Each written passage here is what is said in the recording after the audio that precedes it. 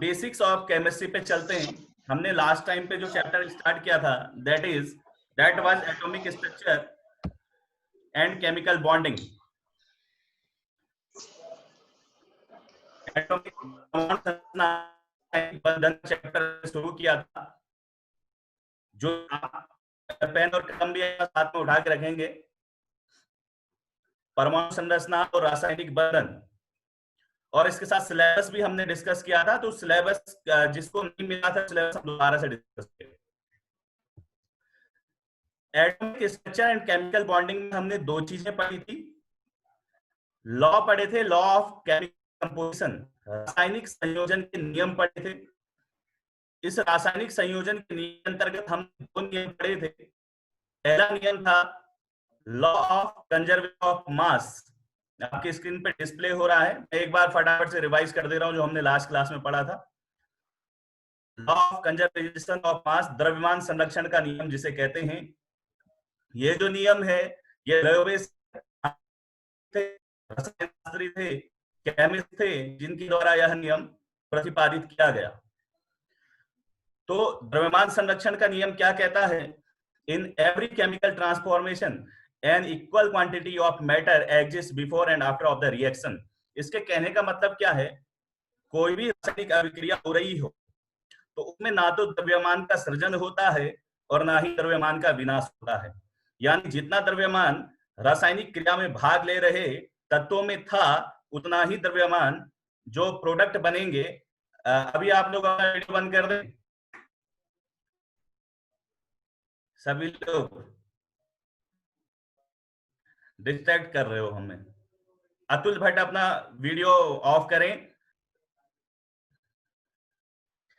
अभिक्रिया में द्रव्यमान का तो सृजन हो सकता है और ना ही विनाश हो सकता है। इसको कैसे समझ सकते हैं हम? देखिए मैंने एक रिएक्शन लिखी है यहाँ पे। मीथेन की अभिक्रिया जब ऑक्सीजन से होगी तो कार्बन डाइऑक्साइड और हाइड्रोजन के दो मॉलिक्यूल बनेंगे। तो देखिए माना मीथेन का जो द्रव्यमान है वो मॉलिक्यूलर मास जो मीथेन का 16 ग्राम है और दो ऑक्सीजन के अणु का 64 है, 2 × 32। तो 64 70 10 80 टोटल जो मास है यहाँ पर द्रव्यमान वो 80 है। अब जो प्रोडक्ट बना है इसके बाद कार्बन डाइऑक्साइड और वाटर, इनका भी देखिए कार्बन डाइऑक्साइड का 44 ग्राम और वाटर का 36 ग्राम।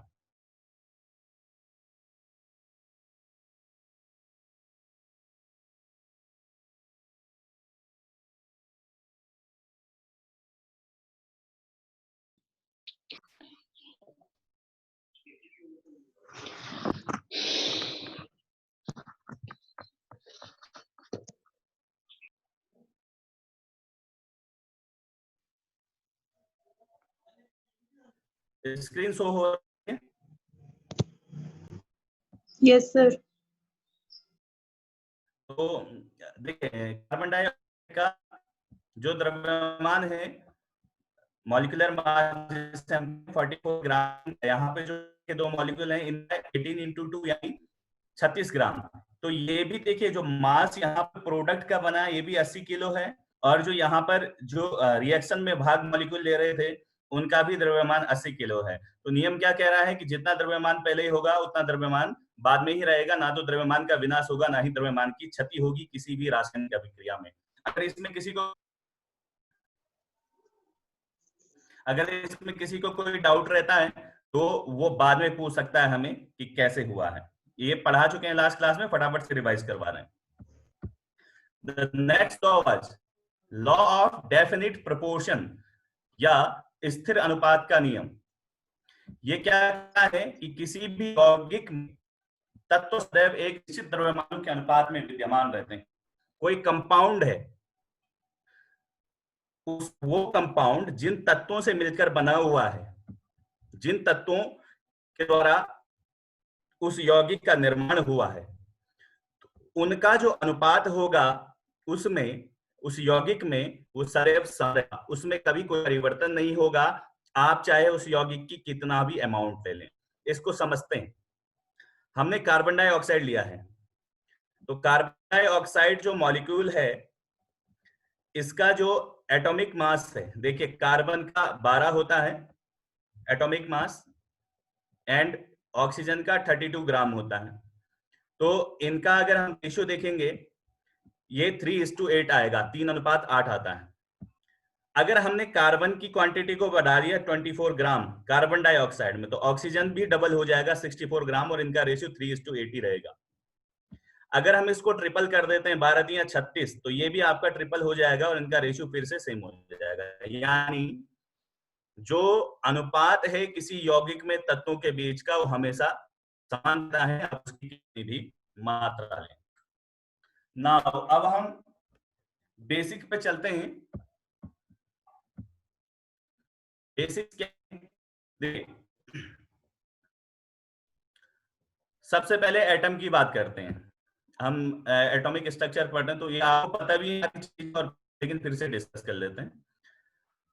देखिए जो एटम है, ये एटम जो है ग्रीक वर्ड से डेराइव है, और इसका जो एटम का सबसे पहले जो आइडिया लाया था वो एक फिलोसोफर थे, डेमोक्रिटस उनका नाम था। उस डेमोक्रिटस ने सबसे पहले एटम का कंसेप्ट लाया था, एटम का आइडिया प्रेजेंट किया, परमाणु के बारे में सबसे पहले जिसने बताया। तो एटम देखिए, जो एटम है ग्रीक वर्ड एटमॉस से बना है, ग्रीक भाषा के शब्द एटमॉस से बना है, जिसका अर्थ होता है इनडिविजिबल यानी अविभाज्य, जिसका अर्थ होता है अविभाज्य, यानी एटम सबसे छोटा मॉलिक्यूल है। अब अगर हम इसकी पॉइंट्स पे आए तो एटम क्या कहता है, atom is the smallest unit of everything that we saw around us. हम अपने चारों ओर जो भी चीजें देखते हैं उसकी, वो जिस चीज से हुई है उसकी जो सबसे छोटी इकाई है वो आपका एटम है। आप अपने को देख लो, आप भी एटम से बने, आपके चारों ओर आपका पेन भी एटम से बना, आपकी कॉपी बुक वगैरह सबका जो स्मॉलेस्ट यूनिट है, स्ट्रक्चरल यूनिट, जिस चीज से इनका निर्माण हुआ है, संरचनात्मक इकाई जो है वह परमाणु है। एक बात हम इस ढंग से कह सकते हैं। दूसरी बात, particle which part in the chemical reaction. परमाणु वह छोटे से छोटे कण हैं जो कि रासायनिक अभिक्रिया में भाग लेते हैं, यानी परमाणु से छोटा कोई और कण नहीं है जो रासायनिक क्रिया में भाग लेता है। के अकॉर्डिंग बता रहे हैं बातें आपको। किसी रासायनिक अभिक्रिया में होने वाला जो सबसे छोटा कण है वह है परमाणु है। और तीसरा पॉइंट हमने बहुत इंपॉर्टेंट यहाँ पे लिखा है, सकते हैं और नहीं भी कर सकते हैं। यानी जो परमाणु है वो स्वतंत्र रूप से भी रह सकते हैं और स्वतंत्र रूप से नहीं भी रह सकते हैं। जैसे इसका एग्जाम्पल बता दूं, हमने कुछ लिखे हैं यहाँ पे, जैसे Fe, ये आयरन का एटम है, ये इंडिपेंडेंटली रह सकता है। हीलियम है, ये स्वतंत्र रूप से रह सकता है। बट यहाँ पे आप देखें ये O2 है, ऑक्सीजन को कभी O नहीं, ये ऑक्सीजन का जो एटम है, ऑक्सीजन के 2 एटम साथ में रहते हैं।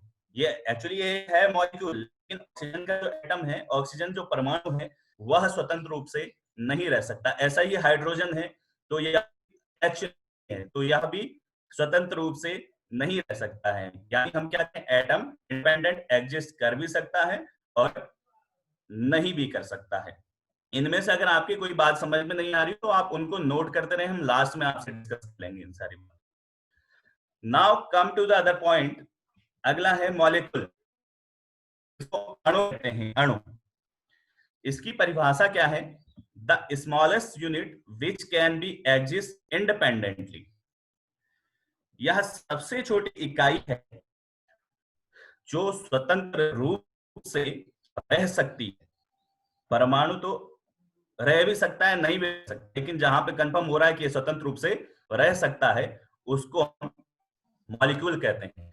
सामान्यतः जो अणु है वो 2 या 2 से अधिक परमाणु ले सकता है। अपना माइक म्यूट कर, माइक का आ रहा है।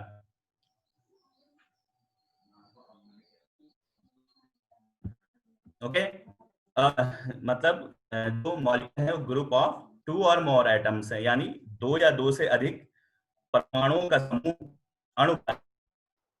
एग्जाम्पल देख लें, oxygen, hydrogen, water, carbon dioxide etcetera, बहुत सारे मॉलिक्यूल हैं। देखिए अब जो अणु है वो एक ही प्रकार के परमाणु से भी मिलकर बन सकता है और भिन्न प्रकार के परमाणु से भी मिलकर सकता है।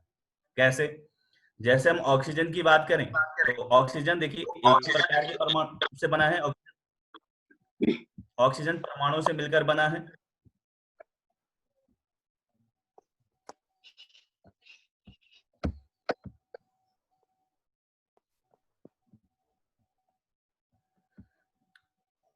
ऑक्सीजन और अब हम हाइड्रोजन भी जो है एक ही प्रकार के परमाणु से बना है। वाटर जो है देखिए वाटर में हाइड्रोजन भी है और ऑक्सीजन भी है, यानी ये भिन्न भिन्न प्रकार से बना है। सही, कार्बन डाइऑक्साइड में ये भी भिन्न भिन्न प्रकार के परमाणुओं से मिलकर बना है। ये एटम एंड मॉलिक्यूल, परमाणु और अणु की हमने बात कर ली। किसी को अगर कोई डाउट है उसको नोट करें, लास्ट में हम इसमें डिस्कस कर लेंगे। नेक्स्ट पॉइंट, बहुत हो रही हैं। तो सबसे पहले जो बेसिक ऑफ केमिस्ट्री में हम बात करते हैं दैट इज एटॉमिक मास, परमाणु द्रव्यमान। तो व्हाट इज एटॉमिक मास और इसको हम कैसे कैलकुलेट करते हैं, इसके लिए बेस क्या रखा हुआ है, इन चीजों को जरा समझते हैं। मास आपसे पता चल रहा है is the mass of an atom, यानी किसी परमाणु का द्रव्यमान ही परमाणु द्रव्यमान कहता है। अब द्रव्यमान देखिए, थोड़ा द्रव्यमान को समझे। द्रव्यमान किसी चीज की माप है। Mass is the measurement of the weight of an substance, किसी चीज के भार की माप द्रव्यमान है। ओके, भार जो आप मापते हैं, जैसे आप अपनी लाइफ में देखते हैं तो आप जो वस्तुओं को मापते हैं उनका वेट अगर हम देखें तो किलोग्राम मापा जाता है। रेफरेंस यूनिट होती है जिससे हम विभिन्न प्रकार के भारों को या द्रव्यमान को मापते हैं। इकाई होती है और उस इकाई से तुलना करके जो है हम अन्य चीजों के मास को मेजर करते हैं। फॉर एग्जाम्पल, परमाणु के द्रव्यमान से पहले द्रव्यमान को कैसे मापा जाता है उसको समझ लें। आप अगर हम एसआई पद्धति में द्रव्यमान की बात करें तो द्रव्यमान का मात्रक है किलोग्राम। एसआई यूनिट में जो मास की यूनिट है दैट इज किलोग्राम। लेकिन आपने कभी सोचा है किलोग्राम क्या है, किलोग्राम किसे कहते हैं? अगर आप में से कोई आंसर देना चाहता है इस बात का कि किलोग्राम किसे कहते हैं तो हैंड रेज का ऑप्शन है, उसमें हैंड रेज करें जरा। आपने किलोग्राम को कैसे यूनिट मापा? What is kilogram? किसी को अगर पता है हैंड रेज करके बता सकता है? एनीबॉडी?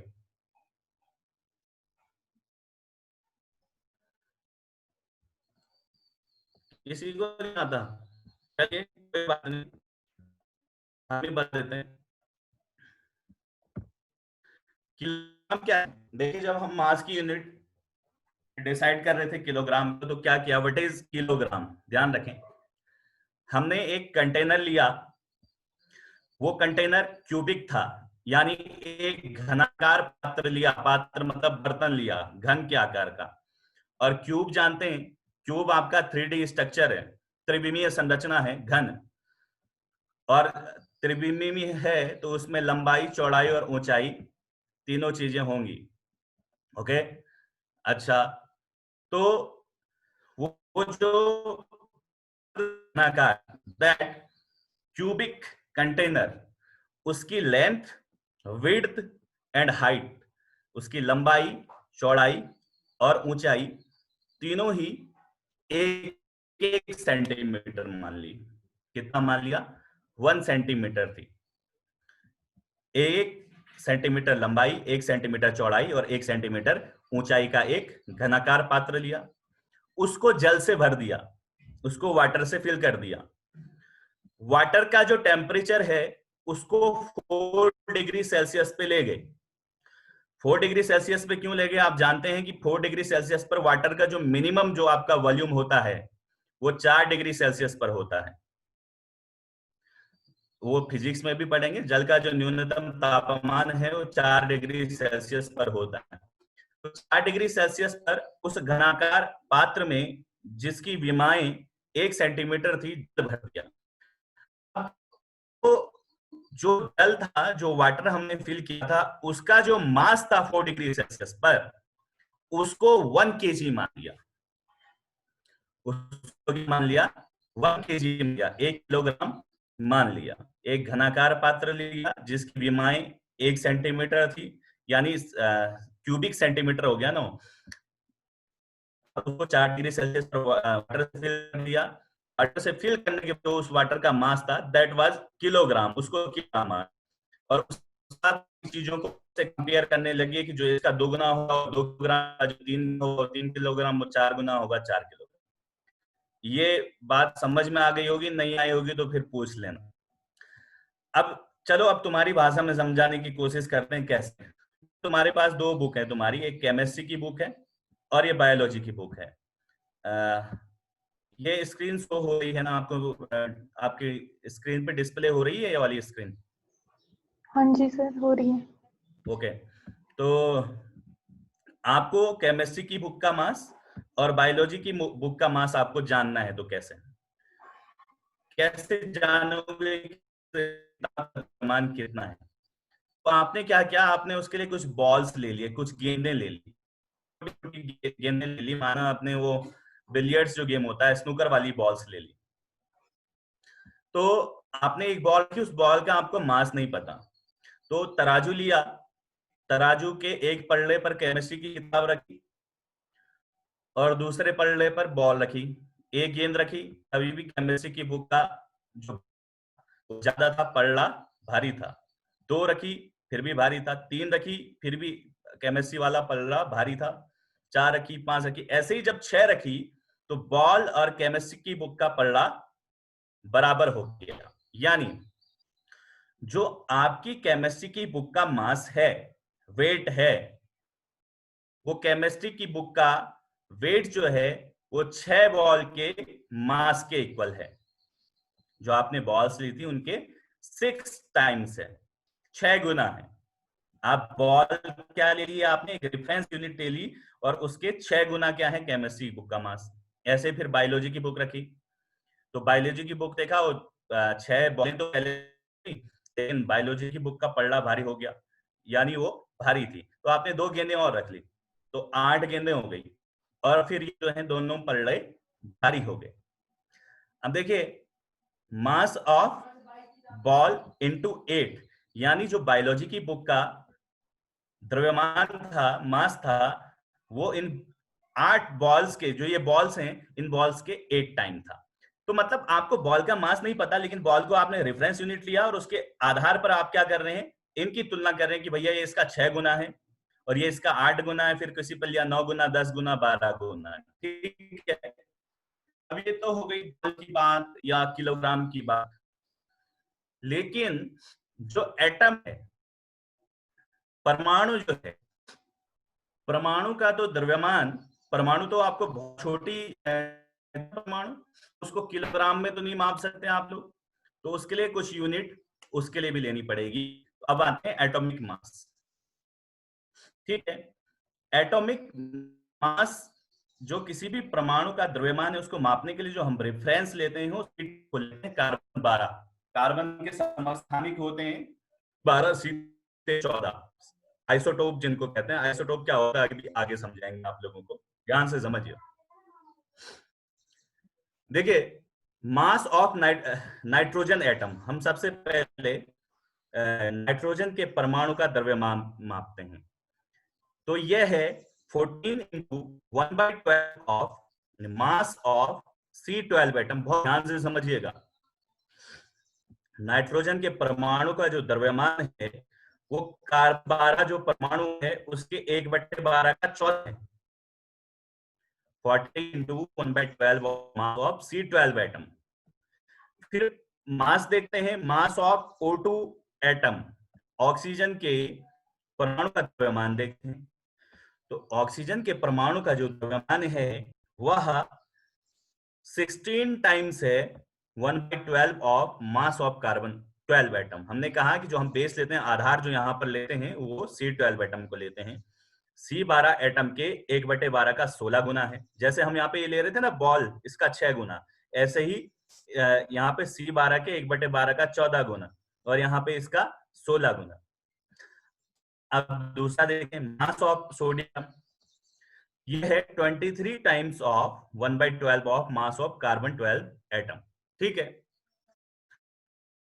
अच्छा, आप इससे तुलना कर रहे हैं तो आपको बार बार अगर किसी चीज का मास लिखना पड़ रहा तो आपको इतना लंबा लिखना पड़ रहा है कि 1/12 of mass of carbon atom, तो इतना लिखने में दिक्कत तो होती है, आलसी प्रवृत्ति के तो होता ही है इंसान।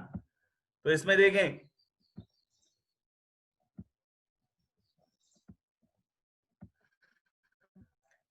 हमने अब इसके लिए कुछ ऐसा करना है कि इसको शॉर्ट कर देना है।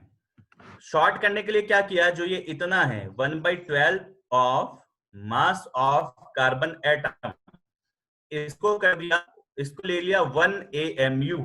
इसको क्या मान लिया, 1 AMU। ध्यान रखिएगा परमाणु का द्रव्यमान कैसे मापते हैं, हम उस बात पे पहुंच रहे हैं।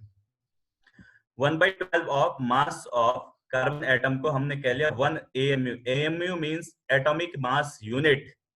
परमाणु का द्रव्यमान मापते हैं, उसकी यूनिट AMU है, और अब इसको हम यूनिफाइड मास U से भी डिनोट करते हैं। इसको लिया 1 AMU। अब देखें, अब 1 AMU बराबर कितना होता है, तो देखें, कार्बन जो 12 है एटम, इसका द्रव्यमान अगर हम ग्राम में लें तो यह है 1.99 इंटू 10⁻⁻23 ग्राम। कार्बन 12 के परमाणु का जो द्रव्यमान है वह है 1.99 गुणा 10⁻⁻23 ग्राम। ठीक है, और इसका 12, तो ये जो नंबर आता है ये आता है 1.66 इंटू 10⁻⁻24 ग्राम। यानी 1 AMU, हमने कहा कि परमाणु के द्रव्यमान की जो मापने की यूनिट हमारी आ गई वो क्या आ गई, 1 AMU। और 1 AMU का जो मान होता है, 1 AMU का मान होता है 1.66 into 10⁻⁻24 gram. This is very important, ये चीजें पूछी जाती हैं। अगर ये इसको किलोग्राम में जोड़ेगा तो 3 जीरो और बढ़ा देना, ये 3 जीरो और बढ़ा के 27 हो जाएगा, 7 ग्राम हो जाएगा अगर किलोग्राम में। तो ये एटॉमिक मास है, परमाणु द्रव्यमान है। अच्छा अच्छा, इस पे देखते हैं। अब किसी को अगर कुछ इस पे यहां तक पूछना है तो पूछ सकता है, हैंड रेज करके।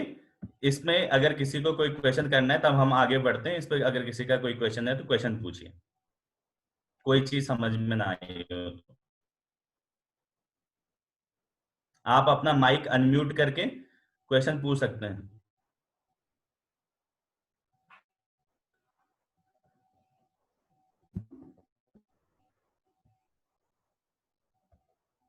किसी का कोई क्वेश्चन नहीं है, सब समझ में आ गया।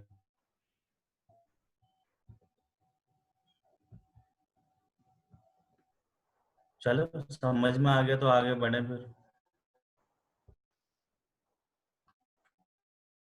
लास्ट क्वेश्चन भाई।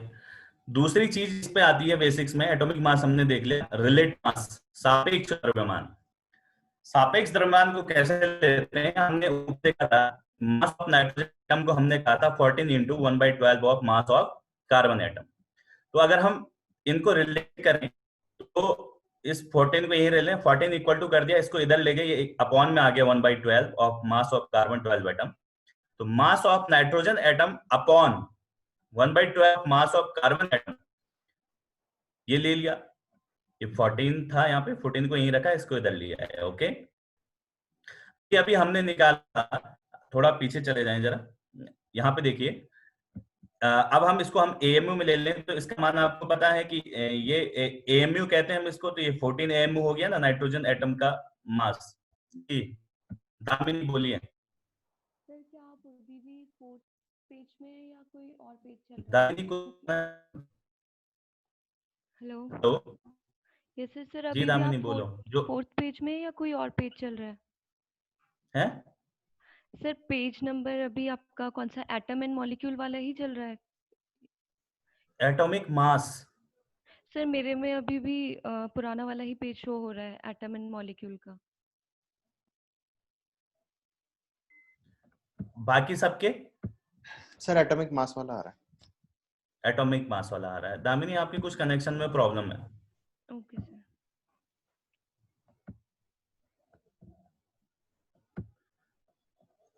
ये 14 AMU, 16 AMU, 23 AMU, क्योंकि हमने बताया था कि ये 1/12 मास ऑफ कार्बन, इसको हम AMU में कह देते हैं।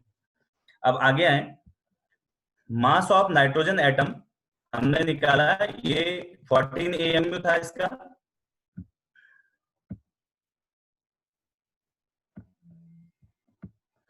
अपॉन 1 AMU, तो AMU से MU कैंसिल, 14 आ गया, तो ये रिलेटिव मास आया है। एक बात ध्यान रखेंगे, relative mass and atomic mass का जो वैल्यू है किसी एटम का वो सेम होता है। Atomic mass and relative mass का वैल्यू सेम होता है, लेकिन रिलेटिव मास है, रिलेटिव मास इज यूनिटलेस, इसका कोई यूनिट नहीं होता। देखो AMU से AMU कैंसिल हो गया, इट इज यूनिटलेस। लेकिन जब आप एटॉमिक मास लिखते हैं तो एटॉमिक मास क्या आगे आप लिखेंगे, माना आपसे पूछा मास ऑफ नाइट्रोजन एटम कितना है, atomic mass of nitrogen atom, तो दैट विल बी 14 AMU, वो होगा 14 AMU, और रिलेटिव मास यूनिटलेस हो जाएगा। सापेक्ष जो द्रव्यमान है, अगर पूछा सोडियम का, इसका नाइट्रोजन का सापेक्ष द्रव्यमान कितना, तो सीधा 14। बात समझ में आ रही होगी। तो और इसी आधार पर हम क्या देखते हैं, रिलेटिव मास है जिससे हम कंपेयर करते हैं क्या, किसी चीज के द्रव्यमान को, कि भैया इसका जो द्रव्यमान है वो कार्बन 12 के द्रव्यमान से कितना अधिक होगा या कितना कम होगा, रिलेट करते हैं हम। हमेशा इसको बेस लेते हैं, कौन, कार्बन 12 का मास से रिलेट किया जाता है। ये होगा रिलेटिव मास। दानी आपको दिख रहा है स्क्रीन? यस सर, अब दिख रहा है। यस सर, अब दिख रहा है। आपकी आवाज भी बहुत स्लो आ रही है सर नेटवर्क में प्रॉब्लम है बारिश की वजह से। आवाज तो कोई बात नहीं, वो PDF मिल जाएगा आपको, है ना? Okay sir. अच्छा देखिए, दूसरा है एवरेज एटॉमिक मास, परमाणु द्रव्यमान। औसत परमाणु द्रव्यमान क्या है? Average atomic mass. देखिए, जब माना कार्बन के 3 समस्थानिक हैं, 3 आइसोटॉप हैं, C12, C13 एंड C14, तो इनका एटॉमिक मास तो अलग अलग होगा। कार्बन 12 का 12 है, कार्बन 13 का 13 है, कार्बन 14 का 14 है। लेकिन अगर आपसे सीधे कह दिया जाए कि कार्बन का एटॉमिक मास क्या है, तो तब जो निकाला जाएगा that will be the average atomic mass.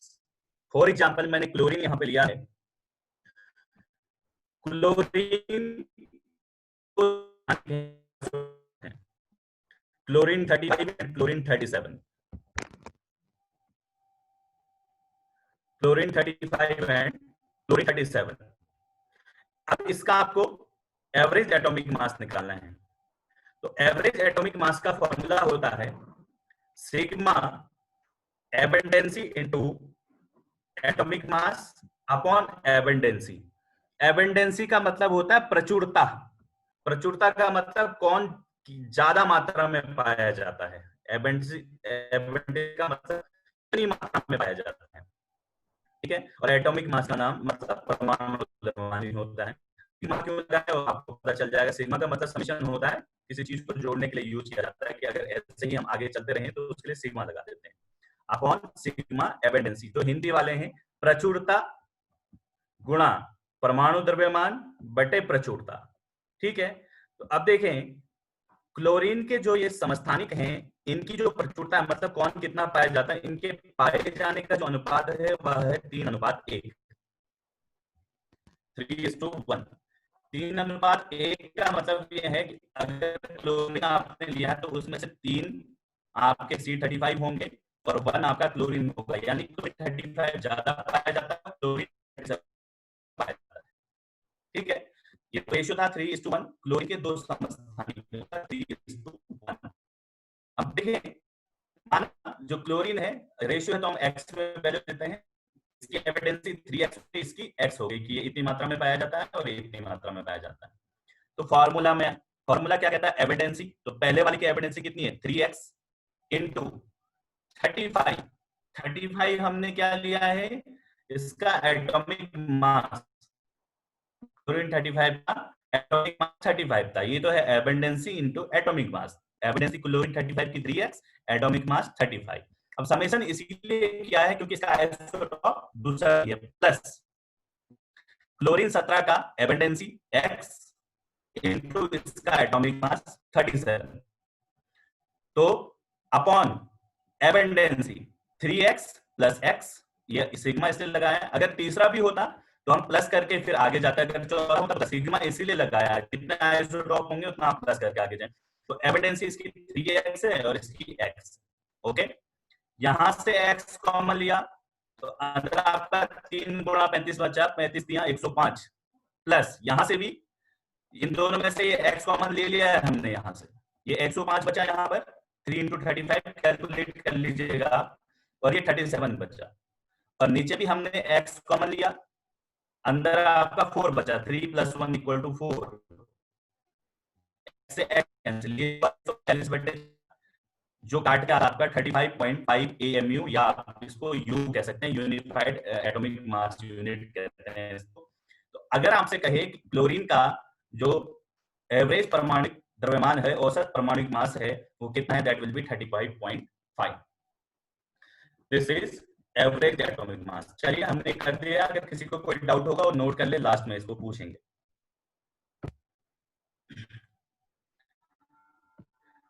अगली चीज देखिए, ग्राम एटॉमिक मास, ग्राम परमाणु द्रव्यमान, ये क्या होती है, बहुत छोटी छोटी बेसिक चीजें हैं जो आपको आनी चाहिए, इनसे ही क्वेश्चन बनते हैं ज्यादातर। ग्राम एटॉमिक मास क्या होता है, ग्राम परमाणु द्रव्यमान, किसी पदार्थ की ग्राम में वह मात्रा जिसका संख्यात्मक मान पदार्थ के परमाणु द्रव्यमान के संख्यात्मक मान के बराबर होता है। It may be defined as that much amount of the substance whose mass in gram is equal to its atomic mass। अब ये क्या है परिभाषा, तुम लोग पढ़ लेना बाद में, थोड़ा समझ लो क्या है। सोडियम का एटॉमिक मास हमने अभी देखा 23 U है या 23 AMU है। हमने इससे पहले वाली जो स्लाइड है आपको फिर बता रहे हैं, सोडियम का देखा था उसमें, ये मैं दिखा देता हूँ। ये देखिए सोडियम है, यहाँ पे मास ऑफ सोडियम एटम हमने लिया था 23 AMU, है ना, ठीक है।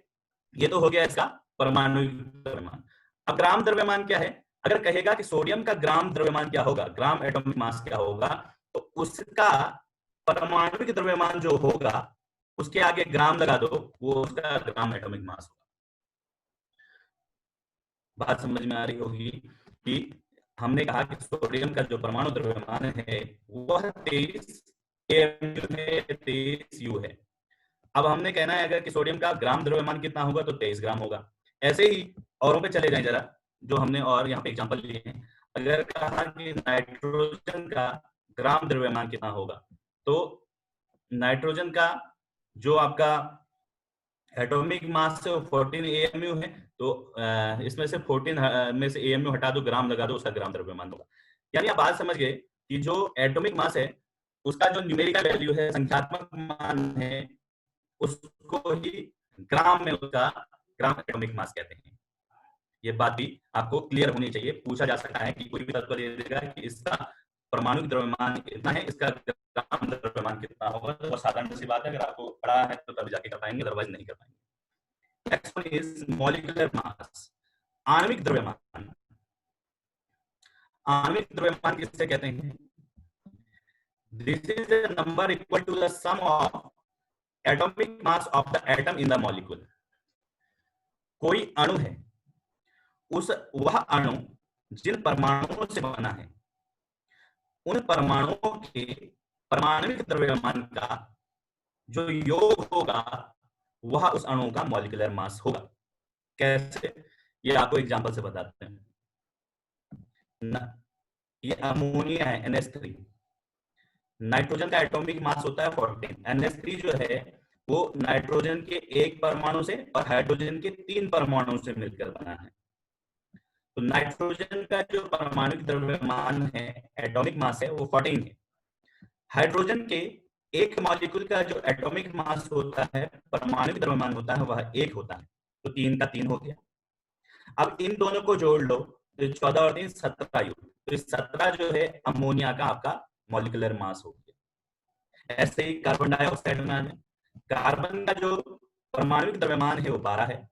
ऑक्सीजन के एक एटम का 16 होता है, तो 2 का 16 गुणा 2 यानी 32 हो जाएगा। तो 32 और 12 44। तो ये कार्बन डाइऑक्साइड का अगर आपको मॉलिक्यूलर मास पूछे तो क्या होगा? 44। पूछा जाता है कि कार्बन डाइऑक्साइड का मॉलिक्यूलर मास क्या होगा, या कोई भी दे देगा। तो मैंने ये 2 नीचे लिखे हैं, मीथेन और CaSO4। इनका मॉलिक्यूलर मास निकालो जरा आप लोग अभी फटाफट से।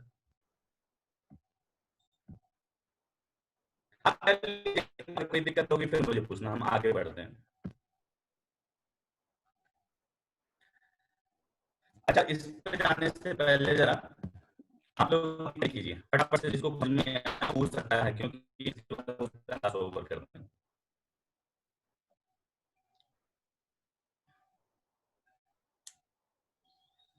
सभी अपने आप को अनम्यूट कर दें। अतुल,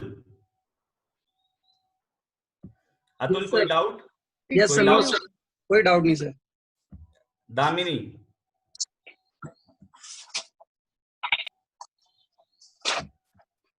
दामिनी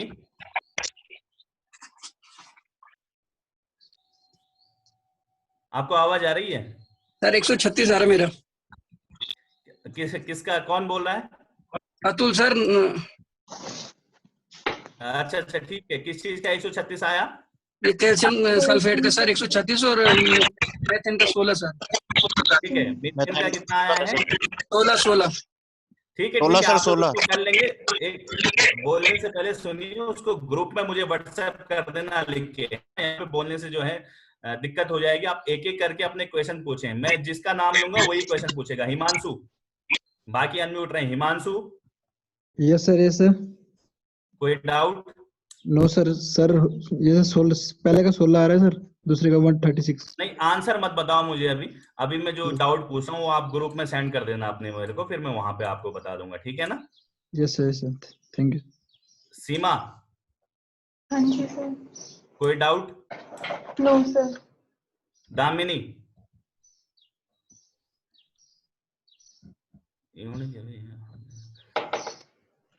और कौन कौन है यहाँ पे? मनप्रीत जी, कोई डाउट? नहीं sir. Mukul Negi, no sir. Prachi, no sir. Priyanka, no sir. Sonali, no sir. कोई बच गया?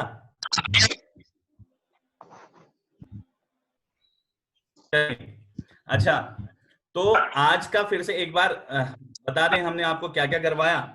आप देखें, हम स्टार्ट करें तो पहले में law of chemical bonding, law of conservation of mass, law of constant proportion, atom क्या होता है, मॉलिक्यूल क्या होता है, एटॉमिक मास क्या होता है, कैसे इसको हम डिटरमाइन करते हैं किसी चीज का एटॉमिक मास, उसके बाद रिलेटिव मास क्या होता है, एवरेज एटॉमिक मास क्या होता है, ग्राम एटॉमिक मास क्या होता है, एंड मॉलिक्यूलर मास,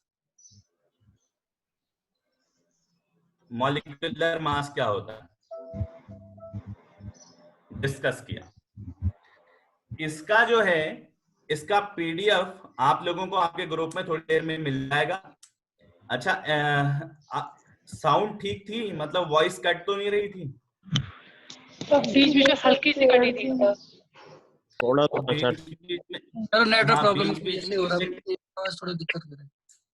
बीच बीच में इसलिए कट रही है क्योंकि तकनीकी रूप से अभी भारत सशक्त नहीं हुआ है, हमारा नेटवर्क इतना स्ट्रांग नहीं है, है ना? तो जैसे जैसे धीरे धीरे ये सारी चीजों में आप तकनीकी रूप से सशक्त होंगे, जो टेली एजुकेशन हम कर रहे हैं, तो टेली एजुकेशन का कंसेप्ट भी और ज्यादा सक्सेस होता चलेगा धीरे धीरे। अब नया है, मेरे लिए भी नया है, हमारे लिए भी नया है ना? तो धीरे धीरे ये प्रॉब्लम्स आपकी दूर हो जाएंगी, लेकिन वो सॉल्व, अभी आपको इसका रिकॉर्डेड वीडियो भी मिल जाएगा, तो प्रॉब्लम भी आपकी सॉल्व हो जाएगी। Okay, yes sir.